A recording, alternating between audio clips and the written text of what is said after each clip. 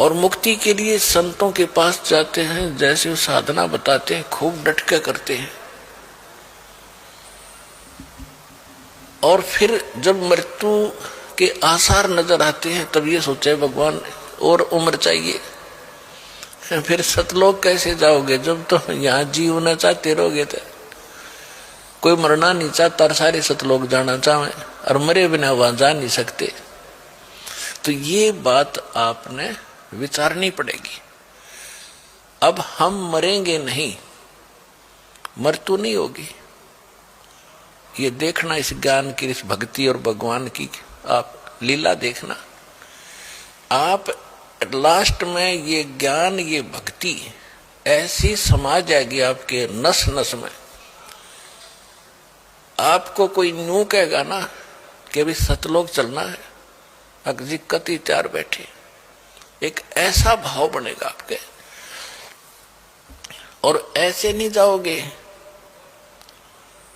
कि बुरा हाल होगा, मृत्यु होगी, फलाना होगा, नहीं।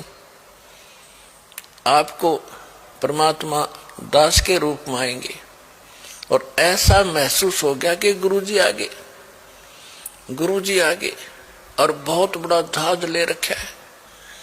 आप भागकर चरणों में, जैसे रिहर्सल आप यहाँ कर रहे हो दर्शनार्थ, गुरुजी कहाँ से आगे, सारे उमड़ कर भाग लेते हो। देखें देखें वो खड़े, और कोशिश करें कि चरणों की धूल मिले, तो ऐसा होगा फिर।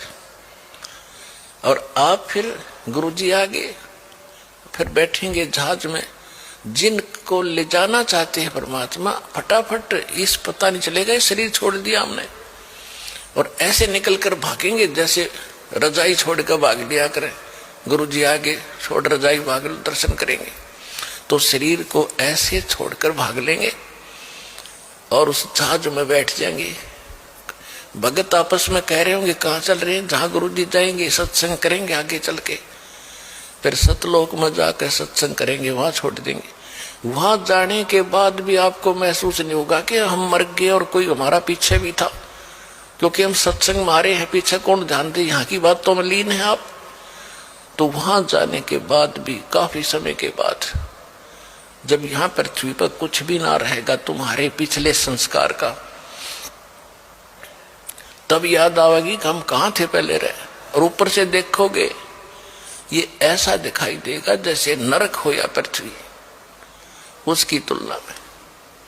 तो ऐसे आपका यहां से जाना होगा। कबीर साहब कहते हैं, आए हैं सो जाएंगे ये